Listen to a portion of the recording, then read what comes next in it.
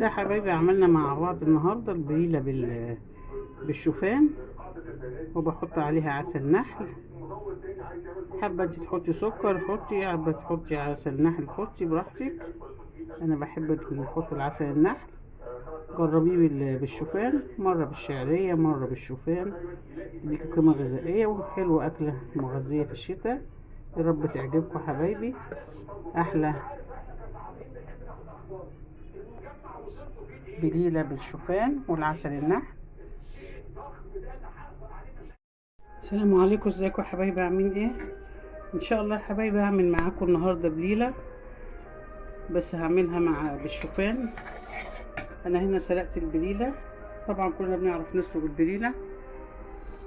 نقعتها يوم وبعد كده غليت عليها ميه وسبتها تفشر شويه، وبعدين كملت سواها. انا كنت حاطاها جزء ده في الفريزر، طلعته استعمله. ممكن تفرزيها، عادي ممكن تفرزيها بعد ما تستوي، تعبيها في اكياس وتفرزيها.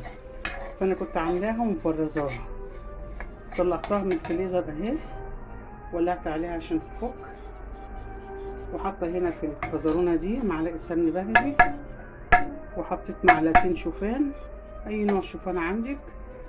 انا كنت عاملاها قبل كده بالشعريه، المره دي هعملها بالشوفان، بتبقى جميله جدا. حمر الشوفان يدوب بس يسخن كده وياخد لون ذهبي على خفيف، وهننزل عليه بالبليله.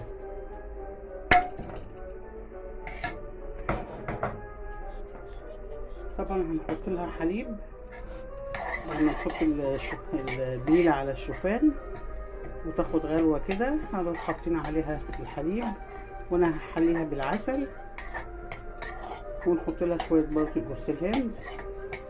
دي عشوه حلوه جميله في الشتاء، تدفيكي ومفيده لاطفالك لو معاكي اطفال، مفيده ليهم الكبار والصغار. هحمرها بس لما يبقى لونها ذهبي كده، وبعدين احط عليها البليله. كده يا حبايبي انا حمصت الشوفان، هنزل بيه على البليله، ونظبط بقى الحليب فيها. وزي ما قلت لكم انا هحط عسل، انت حابه تحطي سكر حطي براحتك. هجيب لها بس نقطه فانيليا، هحط لها بقى يا حبايبي معلقه جوز الهند في قلبيها كده، وبعد كده بقى نحط برضو على الوش واحنا بناكل شويه جوز الهند وشويه زبيب.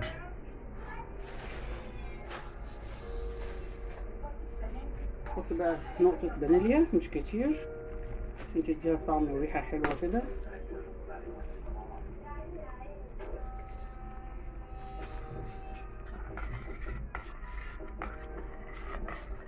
نسيبها بقى الشوفان يستوي مع البليله ونرجع لها. كده يا حبايبي الشوفان استوى مع البليله اهو. هنحضره بقى، نغرفه ونحط له عسل نحل. اللي حابب يحط عسل يحط، حابب يحط سكر يحط. طريقه بسيطه وجميل جدا بالشوفان، متحمر كده مع شويه سمن بلدي، بيديله طعم وريحه وقيمه غذائيه عاليه. يا رب يعجبكم. نغرفه بقى ونحضره.